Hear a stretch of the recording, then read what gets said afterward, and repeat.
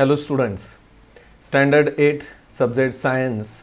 Today we discuss about the second topic, that is health and diseases, and we continue to the previous part of this topic, and today's first point is non-infectious diseases.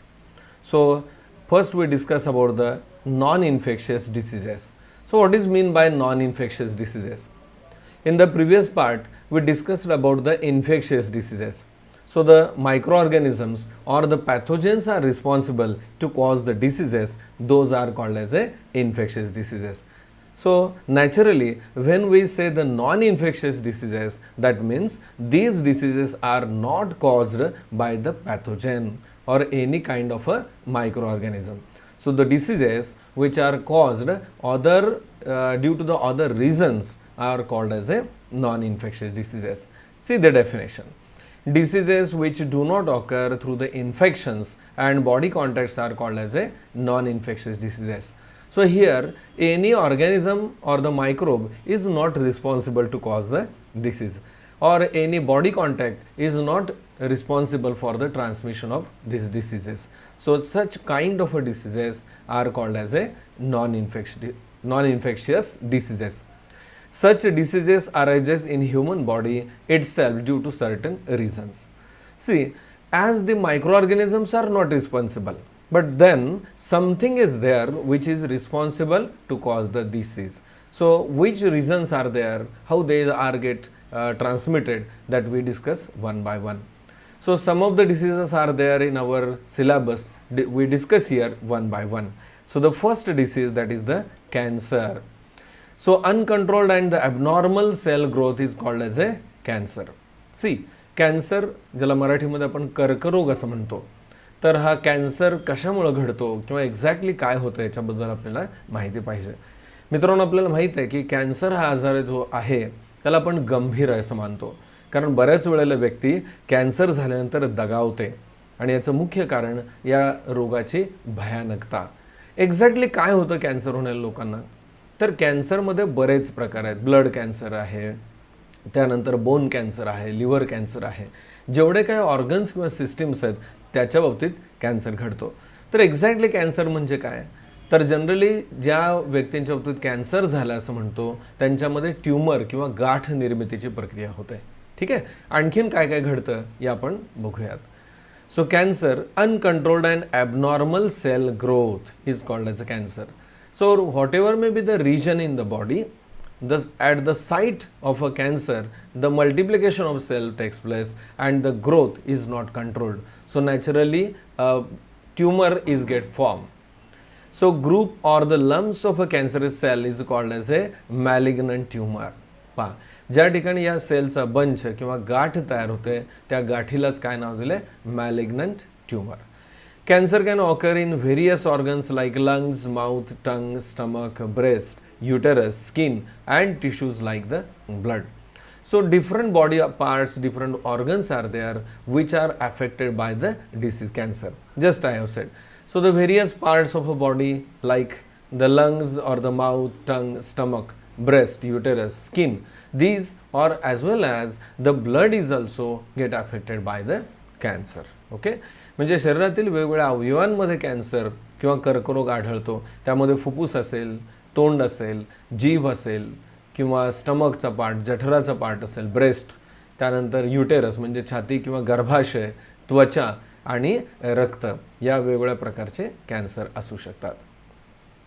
Then why the cancer occurs, कॅन्सरच्या मागची कारणे काय, तर आपले अन्न किंवा ज्या दैनंदिन जीवनातील ज्या सवयी आहेत, या चुकीच्या सवयी, चुकीच्या अन्न पद्धती या सुद्धा या कॅन्सरला जबाबदार आहेत. आपण बघूयात the reasons which are responsible to cause the cancer.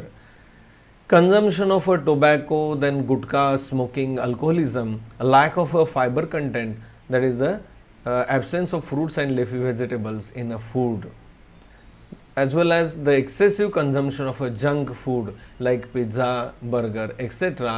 are some of the many possible reasons. पहा, कारणं अनेक आहेत, त्यापैकी काहींचा आपण विचार करतोय.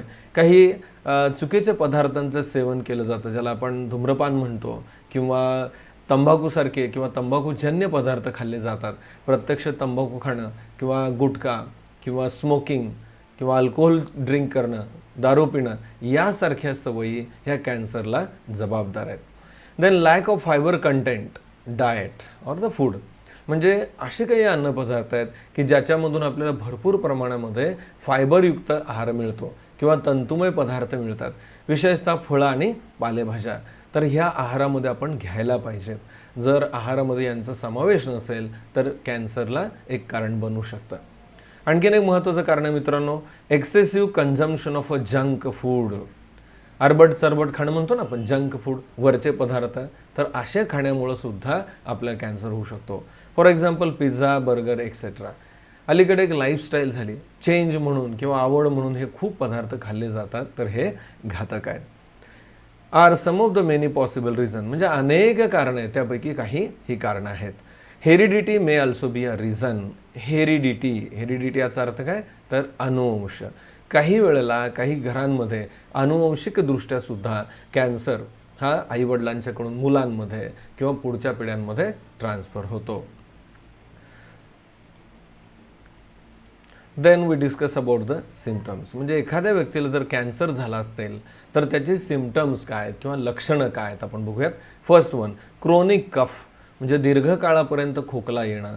देन हॉर्स व्हॉइस, आवाज जो आहे तो बदलला जातो, घोगरा आवाज होतो किंवा बसका आवाज होतो, नॉर्मल व्यवस्थित आवाज येत नाही. डिफिकल्ट इन स्वॉलोविंग, जी नॉर्मल आपली गिळण्याची प्रक्रिया, अन्न गिळण्याची, तर याला अडथळा येते किंवा सहजासहजी गिळता येत नाही.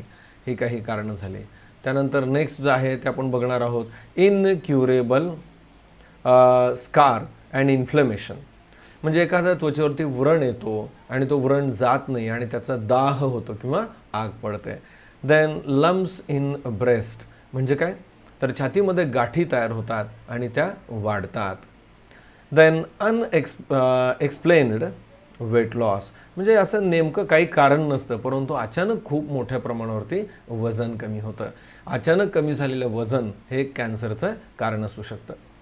मित्रांनो, आपण मागं बोललोय, मी तुम्हाला कल्पना दिली होती की आपल्या अभ्यासक्रमाचा काही भाग यावर्षी म्हणजे सन 2020-21 मध्ये आपल्या मूल्यमापनातून वगळलेला आहे आणि जो भाग वगळला आहे त्याच्यावरती असे आपण रेड लाईन ड्रॉ केलेली आहे, लाल रेषेने दाखवलं.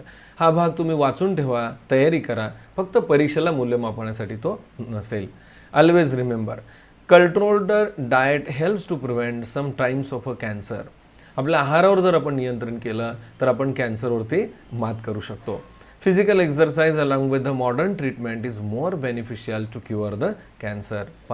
शारीरिक व्यायाम करणं आणि त्याचबरोबर आधुनिक पद्धतीचे ज्या ट्रीटमेंट आहेत, उपचार पद्धती आहेत, त्यांचा जर अवलंब केला तर कॅन्सर नक्की कंट्रोलमध्ये येऊ शकतो. Avoid addictions like tobacco chewing and smoking, ज्या काही वाईट सवयी आहेत, व्यसनं आहेत, तंबाखू खाणं असेल किंवा दारू पिणं असेल किंवा सिगारेट ओढणं असेल, तर यासारख्या सवयी पूर्णपणे टाळल्या पाहिजेत. देन डिस्कस, आपल्या डिस्कशनसाठी एक पॉईंट दिलं पहा, discuss the control of cancer and prepare poster for display in the classroom. Control कसं करता येईल कॅन्सरवरती याविषयी आपल्याला मित्रांमध्ये किंवा वर्गामध्ये चर्चा करायची आणि त्याच्यासाठी पोस्टर तयार करायचं आहे. पहा मित्रांनो, एक इथं फोटोग्राफ दिला आहे की एखाद्या व्यक्तीला जर कॅन्सर झाला तर ती होणारी जी जखम आहे किती भयानक असते. ज्या वेळेला तंबाखू खाणारे लोक असतात त्या तंबाखूमध्ये चुन्याचा वापर केला जातो आणि तंबाखू जी मळलेली असते चुना लावून ही तोंडामध्ये ठेवली जाते आणि तिथं बराच काळ ती राहून त्या चुन्यामुळं आतमध्ये जखमा होतात. या जखमा इतक्या वाढतात की अक्षरशः गाल जो आहे तो फुटला जातो आणि असं मोठंच्या मोठं छिद्र पडतं आणि ही जखम फार पेनफुल, फार भयानक असते. आणि या अवस्थेला जायचं नसेल तर आपल्याला नक्कीच व्यसनापासून दूर राहायला पाहिजे. त्यानंतर डू यू टेल, आपल्याला माहीत आहे का असं प्रश्न विचारला पहा, do you remember any person drinking and sugar free tea or avoiding consumption of a sweets, what may be the possible reason for दिस.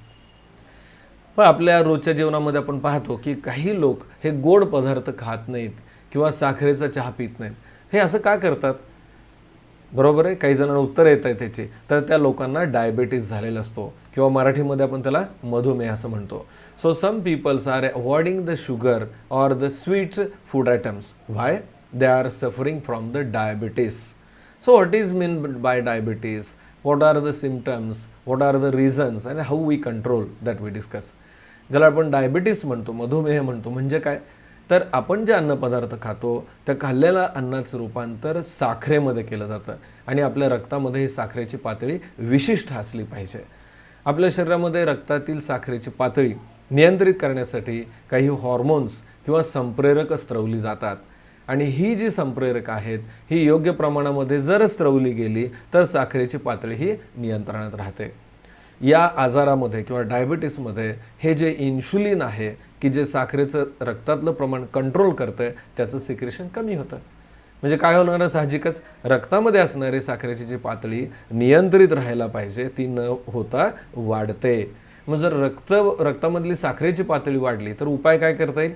आपण खाताना साखर कमी खायला पाहिजे. म्हणून हे लोक गोड पदार्थ खात नाहीत. So the people suffering from the diabetes are having a defect. The secretion of a insulin level is get decreased, and that's why the blood sugar level increases. So to make a control over the blood sugar level, they avoid the sweet food items. Okay, then we discuss about the diabetes. Diabetes, that is madhumeha. The hormone insulin produced in pancreas controls the level of a sugar, that is the glucose in blood. आपल्या शरीरातील पॅनक्रियाजमधून, यकृतामधून, स्वादुपिंडामधून hormone secret होतं, त्याचं नाव आहे insulin, की जे insulin आपलं blood sugar level control करत असतं. या हॉर्मोन सिक्रेशनची लेवल जर कमी झाली तर ब्लड शुगर लेवल वाढते. So if insulin is secreted in a low quantity, glucose level cannot be controlled. So if the secretion of insulin is get decreased, naturally it affects on the increase in blood sugar level. Okay, so glucose level cannot be controlled and this disorder that is called as a diabetes. हा जो problem आहे किंवा हा जो आजार आहे यालाच आपण काय म्हणतो? Diabetes. So this is the diabetes. Then symptoms which cannot be ignored. आता याच्यामध्ये काय सिम्पटम्स दिसतात पहा डायबिटीस झाले लोकांमध्ये? Frequent urination at night. रात्रीच्या वेळेला युरिनेशनसाठी त्यांना जास्त वेळा जावं लागतं, बाथरूमला जास्त वेळा जावं लागतं. Then increased obesity or weight loss. काही लोकांमध्ये, डायबेटिक लोकांमध्ये वजन खूप वाढतं तर काहींच्या बाबतीत वजन कमी होतं. अशा दोन्ही प्रकारची लक्षणं दिसतात. Then reasons for diabetes. काय कारण आहे डायबिटीस होण्याची? तर पहिलं कारण आहे heredity. What is mean by heredity? अनुवंशिकता. म्हणजे आईवडिलांना किंवा आधीच्या पिढीला जर डायबिटीस असेल तर पुढच्या पिढीमध्ये किंवा मुलांना डायबिटीस होतो. Then second one is the obesity. Obesity म्हणजे स्थूलत्व किंवा ज्याला आपण जाडी म्हणतो ना, खूप जाडी असणं. तर असे जे जाड लोक आहेत त्यांच्यामध्ये सुद्धा डायबिटीस होण्याचं प्रमाण हे वाढतं किंवा शक्यता वाढते. Then lack of physical exercise. Lack of physical exercise, शारीरिक परिश्रम जर नसतील तरी सुद्धा डायबिटीस होतो. And mental stress. सगळ्यात महत्त्वाचं सध्या आढळणारं कारण काय? तर मानसिक ताणतणाव. पालक असतील तर त्यांचं नोकरीचं असेल किंवा व्याप असेल, विद्यार्थी असेल तर अभ्यासाचं असेल किंवा इतर कारणानं जो ताण निर्माण होतो मानसिक, त्यामुळं हा आजार होतो. म्हणजे आपण आता अशी सवय केली पाहिजे किंवा दिनचर्या ठेवली पाहिजे की ज्याच्यातून आपल्याला ताणातून मुक्त राहायला पाहिजे. Then preventive measures. पहा, डायबिटीज जर होऊ द्यायचं नसेल तर काय काळजी घ्यायला पाहिजे? साहजिक आहे, ज्या कारणानं डायबिटीस होतो त्याच्यापासून आपण लांब राहायला पाहिजे. So see the preventive measures. Following the proper diet. आपला आहार योग्य पाहिजे. Medicines and exercise. जर समजा डायबिटीस झाला चुकून तर औषधं घ्यायला पाहिजे डॉक्टरांच्या सल्ल्यानं. And exercise. आणि दैनंदिन थोडा का होईना व्यायाम आपण नक्की करायला पाहिजे. Under the supervision of a doctor helps to keep the diabetes under the control. म्हणजे ज्या लोकांना डायबिटीस झालेला आहे त्यांनी डॉक्टरांच्या सल्ल्यानं औषधं घेणं, योग्य आहार घेणं, प्रॉपर व्यायाम करणं हे आवश्यक आहे. म्हणजे डायबिटीस जो आहे तो कंट्रोलमध्ये राहील आणि त्याचा अपाय होणार नाही. Next, do you know. हा भाग काय पहा. India has the largest number of diabetes patients in the world. पहा, आपल्या भारताचं हे असं नसायला पाहिजे खरं, परंतु जगामधील सगळ्यात डायबिटीसची जास्त संख्या ही आपल्या भारत देशात आढळते. At present, approximately 7 crore diabetic patients are present in the country. 7 कोटीपेक्षा जास्त संख्येचे लोक किंवा पेक्षाही जास्त लोक हे भारतात डायबिटीज झालेले आहेत. त्यानंतर एक इथं बॉक्स आहे पहा, internet my friend. Watch the various videos giving information about the diabetes on internet. इंटरनेटवरती सुद्धा डायबिटीजशी रिलेटेड खूप माहिती आपल्याला उपलब्ध आहे. असे व्हिडिओ तुम्ही बघायचे आहेत. Note important information and present it in the class using the MS PowerPoint presentation. जर आपल्याला स्कूलमध्ये शक्य असेल तर PowerPoint प्रेझेंटेशनच्या स्लाईड बनवा आणि इतरांना पण ही माहिती तुम्ही देऊ शकताय. त्यानंतर नेक्स्ट आपण पॉईंट बघतोय, हार्ट डिसीजेस. ओके, हृदय विकार किंवा हृदयाचे आजार. Efficiency of the heart decreases due to the decreased blood supply and thereby oxygen and nutrient supply to the heart muscles. पहा, आपला हार्ट किंवा हृदय जे आहे हे एक ऑर्गन आहे किंवा अवयव आहे आणि परत आपल्याला माहिती आहे की आपल्याला सगळ्यांना जगण्यासाठी अन्नाची आवश्यकता आहे, ऑक्सिजनची आवश्यकता आहे. तशा आपल्या शरीरातील प्रत्येक अवयवाला सुद्धा आहे. हार्ट हे अतिशय महत्त्वाचा अवयव आहे हृदय, आणि त्याच्या वर्किंगसाठी सुद्धा त्यालाही ब्लड सप्लाय आणि ऑक्सिजन पाहिजे. जर समजा हृदयाला रक्तपुरवठा कमी झाला तर त्याचे जे स्नायू आहेत किंवा ज्या स्नायूपासून हृदय बनलं आहे ते कमकुवत होतात आणि साहजिकच हृदयावरती ताण यायला लागतो आणि जो हार्टचं वर्किंग आहे नॉर्मल त्याच्यामध्ये अडचणी येतात आणि साहजिकच हार्ट डिसीजची सुरुवात त्यामधून व्हायला लागते. साधारणतः ब्लड प्रेशर वाढणं किंवा ब्लड प्रेशर कमी होणं असे काही सिम्पटम्स याच्यामध्ये सुरुवातीला दिसायला लागतात. पहा, efficiency of heart decreases due to decreased blood supply. समजा हृदयालाच रक्तपुरवठा कमी झाला तर त्याची जी क्षमता आहे, हृदय जे रक्त पंप करत आहे किंवा हृदयामधून जे रक्त बाहेर पडतं आहे त्याची जी ताकद आहे ती कमी व्हायला लागते. आणि जर समजा नुसतंच ब्लड सप्लाय नाही तर ऑक्सिजन पण त्याला कमी मिळत असेल तर हे घडतं. Due to this heart has to perform more work that leads to stress on it. साहजिकच हे हृदयाला काम पूर्ण करण्यासाठी, जास्त रक्तपुरवठा बाहेर करण्यासाठी त्याला ओव्हर टाईम काम करावं लागतं आहे आणि साहजिकच हृदयावरती त्याचा ताण येतो. So this may cause heart attack. आणि हे जर अति व्हायला लागलं, हृदयाच्या क्षमतेच्या पुढं चाललं तर हार्ट अटॅक येण्याची शक्यता आहे. If someone has a heart attack, immediate consultation of a doctor and treatment is necessary. हार्टचा प्रॉब्लेम किंवा हार्ट अटॅक याच्यासाठी ताबडतोब उपचार हे आवश्यक आहे. एखाद्याला समजा हार्ट अटॅकचा स्ट्रोक आला तर दवाखान्यामध्ये जाऊन डॉक्टरांच्याकडून प्रॉपर ट्रीटमेंट घ्यायला पाहिजे. Then one should not ignore these symptoms. पहा, काही जर समजा एखाद्या व्यक्तीमध्ये लक्षणं आढळली या प्रकारची तर त्याकडे दुर्लक्ष करून चालणार नाही. इग्नोर याचा अर्थ दुर्लक्ष आणि नॉट इग्नोर म्हणजे दुर्लक्ष करायचं नाही. कोणती लक्षणं आहेत पहा हार्टच्या प्रॉब्लेमशी रिलेटेड? सिव्हिअर चेस्ट पेन, छातीमध्ये ज्या ठिकाणी हृदय असतं तिथं दुखणं, वेदना होणं. पेन्स इन शोल्डर, खांद्याच्या भागामध्ये तीव्र वेदना होणं. नेक अँड आर्म्स, मानेमध्ये किंवा दंडाच्या इथं हातामध्ये वेदना होणं. क्रॅम्प्स इन हँड, हाताला पूर्ण पेटके येणे किंवा हात आखडणे यासारखी लक्षणं. देन अनइझीनेस, अनइझीनेस म्हणजे जी सहजता आहे आपल्या ॲक्टिव्हिटीमधली ही कमी होणं. अँड ट्रेमर्स म्हणजे झटके येणे. यासारखी जर लक्षणं दिसायला लागली तर ह्याकडे दुर्लक्ष करून चालणार नाही. नेक्स्ट पॉईंट आहे reasons of heart attack. Heart अटॅकची काय कारणं आहेत? हार्ट अटॅक जो आहे तो कशामुळे येतो याविषयी आपण बघणार आहे.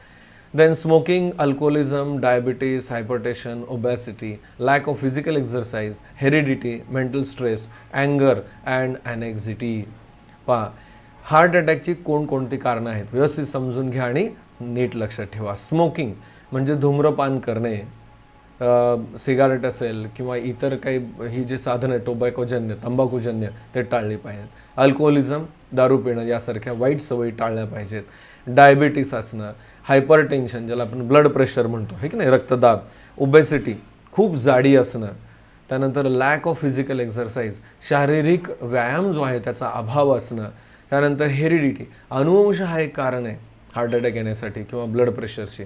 मेंटल स्ट्रेस, खूप मानसिक ताणतणाव असणं. त्यानंतर अँगर, अँगर म्हणजे राग. खूप आपण काही लोक पाहतो खूप रागीट असतात तर ते राग येणं समोरच्याला जेवढं हानिकारक आहे तेवढंच त्या व्यक्तीच्या दृष्टीने सुद्धा घातक आहे, कारण हा राग त्या व्यक्तीच्या डायरेक्ट हृदयावरती परिणाम करत असतो. अँड ॲनेक्झिटी याचा अर्थ चिंता किंवा काळजी. काही लोकांना सवय असतं बसले बसले काळजी करतात, भविष्याची करतात किंवा वर्तमानाची. तर ही काळजीसुद्धा आपल्या हार्टचं आरोग्य, हृदयाचं आरोग्य बिघडवते.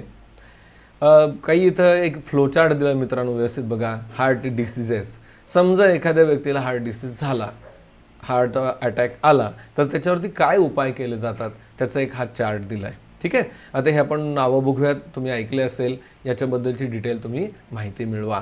एखाद्याला हार्ट अटॅक असेल किंवा हार्ट डिसीज असेल तर त्याच्यावरती उपाय म्हणजे ओपन हार्ट सर्जरी, म्हणजे हार्टमध्ये जिथं प्रॉब्लेम आहे ते हार्ट उघडून तो प्रॉब्लेम सॉल्व्ह करणं. ओपन हार्ट ओपन करून ऑपरेट करणे. त्यानंतर इन्स्टॉलेशन ऑफ पेसमेकर म्हणजे असं एक डिव्हाइस आहे की ज्याच्यामधून मायन्यूट असा इलेक्ट्रिक करंट बाहेर पडतो आणि ज्यामुळे हृदयाची जी स्पंदनं आहेत ती चालू राहतात. विद्यार्थी मित्रांनो, आपण असं म्हणतो की हृदय सतत आकुंचन आणि प्रसरण पावत आहे. मान्य आहे, पण हे कसं घडतं? तर हृदयामध्ये एक अशी रचना आहे की ठराविक कालावधीनंतर एक विशिष्ट असा विद्युत करंट निर्माण होतो आणि तो विद्युत पुरवठा किंवा जो विद्युत निर्मिती होते त्यामुळे हृदयाचं आकुंचन होतं. मग ही विद्युत निर्मितीची प्रक्रिया काही वेळेला क्षीण होते, कमी होते आणि त्यामुळं हार्ट जे आहे ते प्रॉपर बीटिंग किंवा त्याचं जे आकुंचन प्रसरण आहे ते करू शकत नाही. मग कृत्रिम रीतीनं अशी काही योजना करून एक साहित्य किंवा साधन बसवलं जातं की जे विद्युत पुरवठा म्हणण्यापेक्षा एक विशिष्ट पल्स किंवा सिग्नल्स देतं, त्याला पेसमेकर म्हणतात. तर असे पेसमेकर इन्स्टॉल करतात, म्हणजे हृदयाच्या जवळ बसवतात की ज्याच्यामुळे त्याचं कार्य परत चालायला लागतं. इन्स्टॉलेशन ऑफ स्टेंट्स आपण बऱ्याच वेळेला ऐकतो. हार्ट अटॅक आला की त्या व्यक्तीला सांगतात की हार्टमध्ये 1 ब्लॉक आहे, 2 ब्लॉक आहे, 3 ब्लॉक आहेत. तर हे जे ब्लॉक आहेत म्हणजे नेमकं काय? तर हृदयाला रक्तपुरवठा करणारी जी रक्तवाहिनी असेल त्याच्या आतमध्ये ऑब्स्टॅकल जमा झालेलं असतं आणि हे जो अडथळा आहे त्यामुळं रक्त पास होत नाही. तर ऑपरेट करून एक विशिष्ट पद्धती आहे ज्याला एन्जिओप्लास्टी असं म्हणतात, त्याच्या सहाय्यानं आतमध्ये एक स्प्रिंगसारखा भाग टाकला जातो की जेणेकरून तो जो दबलेला भाग आहे तो फुगवला जातो. लक्षात येते? आतमध्ये फुगा टाकणं किंवा स्प्रिंग टाकणं असं म्हणतात, त्याला म्हणायचं stent. So installation of a stent हे एक मेथड आहे. देन हार्ट ट्रान्सप्लांट, अगदीच प्रॉब्लेम असेल तर त्या व्यक्तीचं पूर्ण हृदयच बदलावं लागतं, दुसऱ्या व्यक्तीचं हार्ट जे आहे ते त्याला बसवलं जातं. देन एन्जिओप्लास्टी, आता मी तुम्हाला सांगितलं की एन्जिओप्लास्टी पहिल्यांदा एन्जिओग्राफी करतात, म्हणजे डॉक्टर ब्लॉक कुठं आहे ते बघतात आणि तिथं प्लास्टी म्हणजे स्प्रिंगसारखा पार्ट बसवतात. त्यानंतर बायपास सर्जरी, काही वेळेला हृदयाला रक्तपुरवठा करणाऱ्या रक्तवाहिन्या जर ब्लॉक असतील, त्यात अडथळा असेल तर त्या रक्तवाहिनीला स्टेंट टाकून सुद्धा उपयोग होत नाही. मग अशा वेळेला ती रक्तवाहिनी जी खराब झालेली आहे ती तशीच ठेवून दुसरी एखादी पोटातील रक्तवाहिनी किंवा पायातील रक्तवाहिनीचा एक तुकडा, आपण सायकलचं वॉल्ट्यूब बघतो ना, तसं तो रक्तवाहिनीचा तुकडा काढतात आणि जी डॅमेज झालेली रक्तवाहिनी असेल त्याला अगोदर आणि नंतर एक छिद्र पाडून हा रक्तवाहिनीचा तुकडा बाजूनं जोडतात. आपलं रोडचं काम चालू असताना पाहतो की नाही आपण, म्हणजे मेन रोड जर बंद असेल तर बायपास देतो बाजूनं, तसा हा जोडलेला जो दुसरा रक्तवाहिनीचा तुकडा आहे त्याच्यातून रक्तप्रवाह चालू राहतो आणि त्या व्यक्तीला धोका होत नाही. म्हणजे आपण पर्यायी मार्ग देतो, त्याला बायपास म्हणतो. तसेही बायपास सर्जरी करून त्याच्यावरती ट्रीटमेंट केली जाते. ओके. त्यानंतर इकडचा पार्ट पहा, first aid for heart disease, प्रथमोपचार काय एखाद्याला हार्ट अटॅक आला तर. फर्स्ट कॉल 108 फॉर ॲम्ब्युलन्स, या व्यक्तीला तातडीनं उपाय व्हायला पाहिजेत म्हणून आपण कॉल करू शकतो. कुठला नंबर? 108 वरती, आणि ॲम्ब्युलन्स बोलून घ्यायची. Check the consciousness of a patient by shaking the shoulder, जी व्यक्ती आहे हार्ट अटॅक आलेली आहे ती शुद्धीवर आहे की नाही चेक करा, त्याचे जे खांदे आहेत त्याला धक्का द्या आणि जाग करा. Then keep the patient lying on the back in a horizontal position on a hard surface and perform the compression only life support, that is COLS. पहा, ज्या व्यक्तीला अटॅक आला असेल त्या व्यक्तीला एका हार्ड सरफेसवरती म्हणजे फरशीवरती किंवा जमिनीवरती झोपवा आणि छातीवरती दाब द्या आणि सोडा, दाब द्या आणि सोडा. साधारणतः मिनिटाला, एका मिनिटामध्ये 100 ते 120 वेळा जर असं केलं काही कालावधीपर्यंत तर त्याचा जो बंद पडलेला श्वास आहे तो चालू होईल किंवा हृदयाची ॲक्टिव्हिटी परत सुरू होऊ शकते. इथे एक शब्द आला पहा, COLS म्हणजे काय, इथं जी माहिती सांगितली ना, compression only life support. So compression C, only O, and life L, and S means support.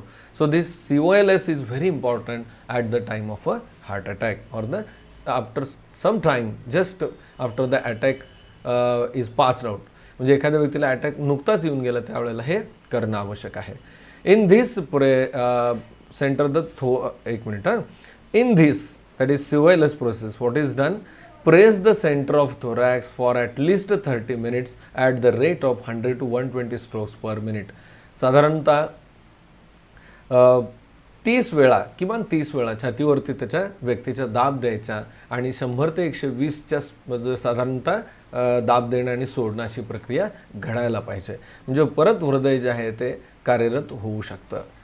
Then collect information. Have you ever seen your grandparents taking the decoction? Discuss about it with them. आपल्या घरामध्ये आजी आजोबा जर वयस्कर लोक असतील तर काही वेळेला आपण पाहतो की काही चाटण किंवा ज्याला आपण हे म्हणतो ना डिकॉक्शन्स म्हणजे काढा असे घेत असतात. तर ते का घेतात? तर काही आजारांवरती प्रतिकारशक्ती वाढावी किंवा आयुर्वेदिक उपचार म्हणून ते घेत असतात, आपण पाहतो.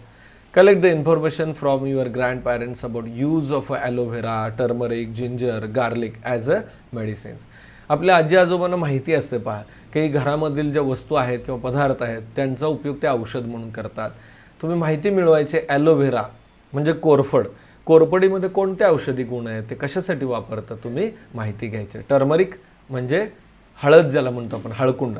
त्यानंतर जिंजर, आले, आल्याचे काय काय उपयोग आहेत ते माहिती घ्या.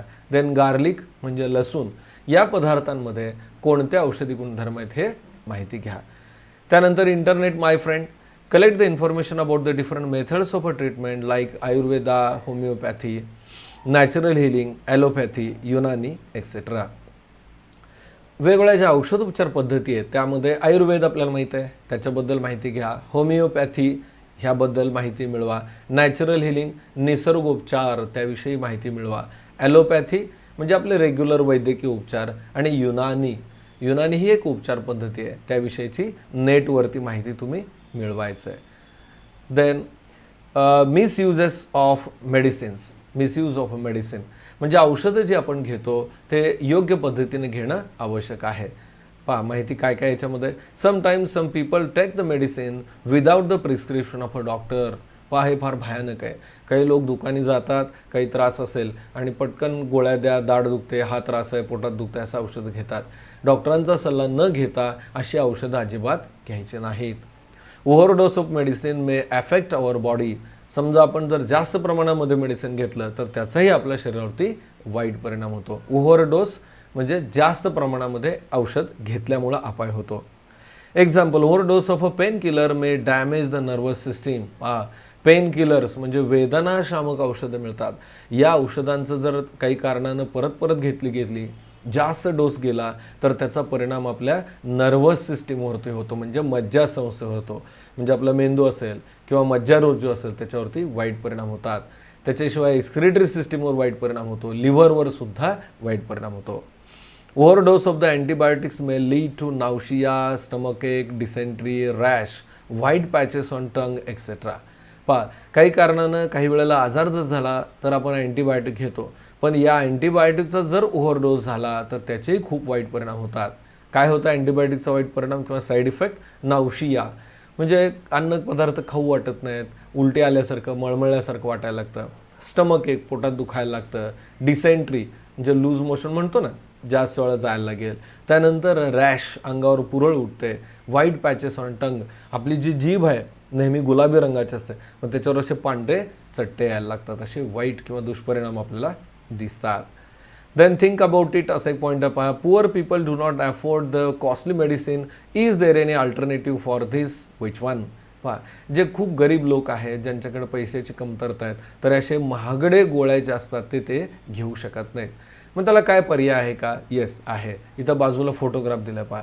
Generic medicines. जेनरिक मेडिसिन्स म्हणजे ज्याच्यावरती संशोधन केलं जात नाही तर ऑलरेडी उपलब्ध असलेल्या संशोधनावरती औषधं बनवली जातात आणि ही मूळ तत्त्व त्यात असल्यामुळं कमी किमतीमध्ये असतात. कुठल्याही कंपनीचं पेटंट त्याच्यावरती नसतं, त्यामुळे ही स्वस्त परंतु परिणामकारक औषधं मिळतात. त्यांचा वापर या लोकांनी करायला पाहिजे किंवा ते करू शकतात. आता जेनेरिक मेडिसिन म्हणजे काय त्याच्याविषयी आपण थोडक्यात माहिती या ठिकाणी पाहतोय. Generic medicines are also known as the general medicines, म्हणजे सामान्य औषधं म्हणून त्यांना ओळखलं जातं. जन औषधीची दुकानं असतात, तुम्ही पण पाहिलं असाल ना, तर ही जन औषधीची दुकानं म्हणजे जेनेरिक मेडिसिन्स.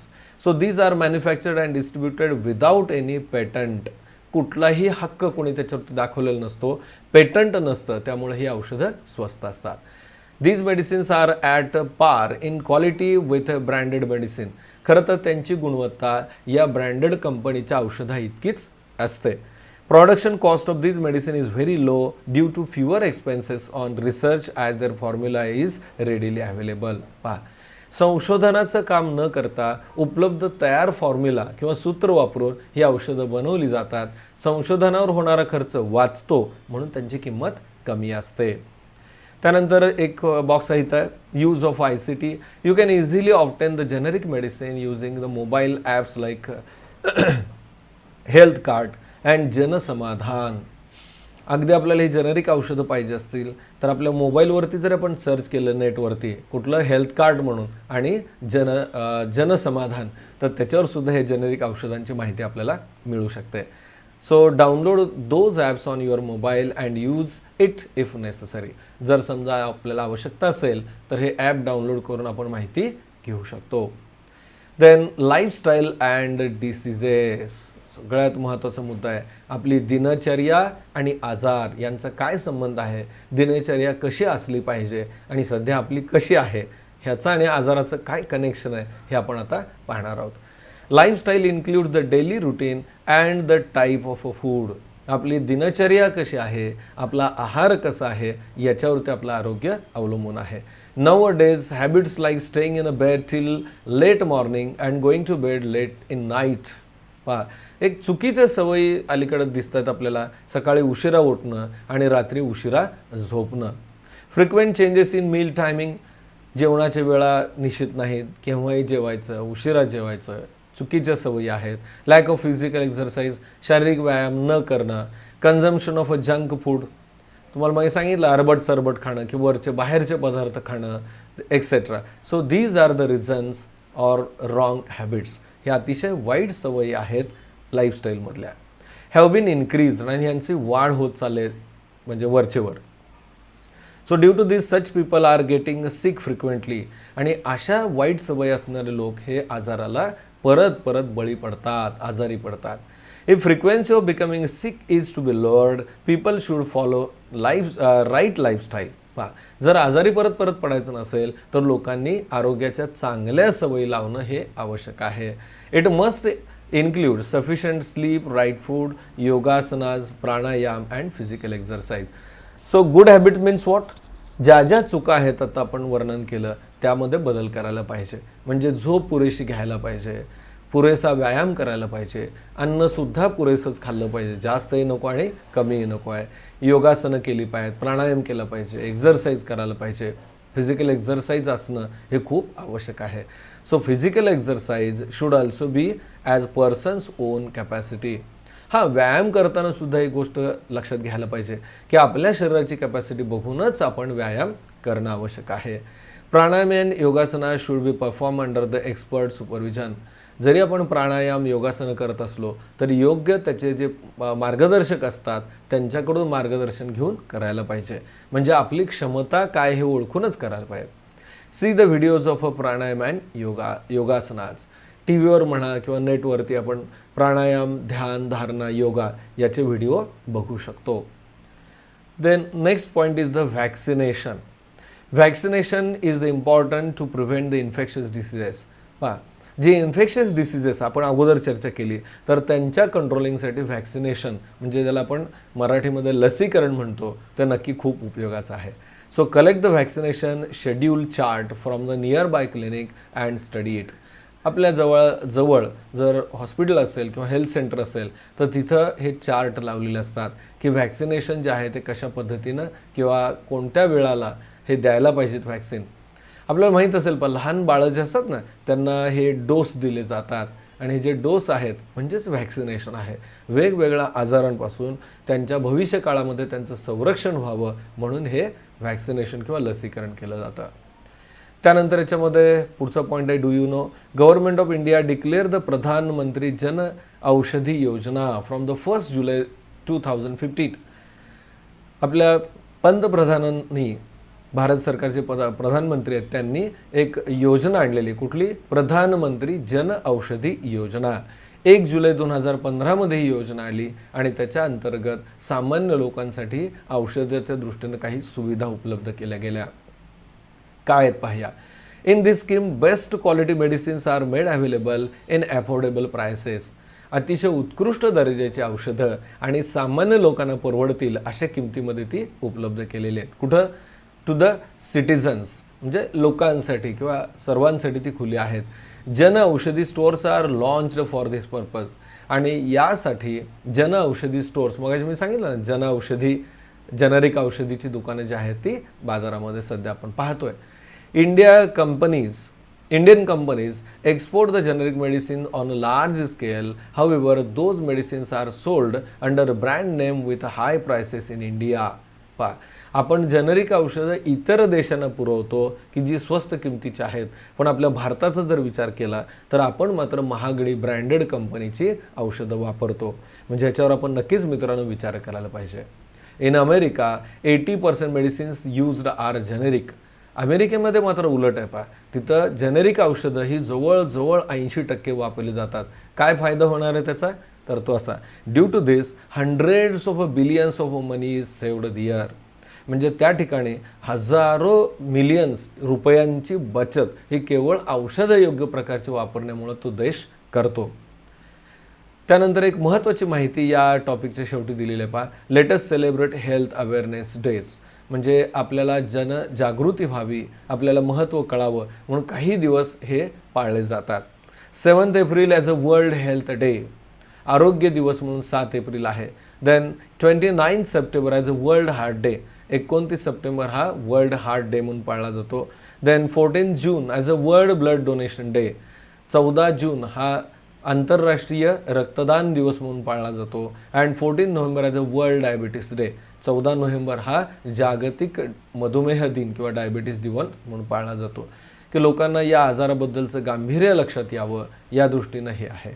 आणि या टॉपिकचा लास्ट पार्ट आहे, अंडरस्टँड द इम्पॉर्टन्स. या गोष्टीचं महत्त्व जाणा.